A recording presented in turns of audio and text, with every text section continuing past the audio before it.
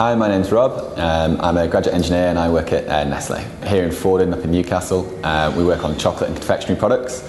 So we actually make quite a huge range of products. I think there's 179 different actual packaged products that come out of the door, ranging from fruit pastels and all the sugar confectionery and tutti frutti, across to Drifter and Blue Ribbon, all the chocolate biscuits that we sort of make here. A manufacturing and mechanical engineer focuses on getting all the processes sorted and developed, but also then making sure that they're as efficient as they can possibly be.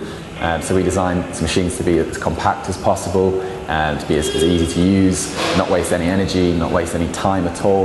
And that's one of our sort of key focuses in manufacturing. One of the large projects I've been working on at the moment has been with Drifter Caramel.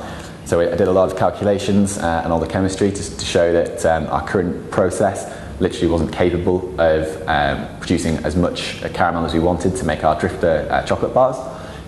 So as a part of that, I had to completely redesign the system so we could effectively double the caramel capacity, which meant learning all about steam usage, the cookers that we use, the chemistry behind the process, designing all the electronics so it all fitted in and it could all be well controlled. I have to say working with chocolate is quite fun and really interesting. It does feel kind of like a Charlie in the Chocolate Factory sort of dream come true at times, but there are lots of differences between the sort of movies and actual reality. We don't have Oompa Loompas running around dancing in rivers of chocolate making things. We have lots of machinery keeping all the chocolate at just the right temperature to make sure it comes out with a perfect taste.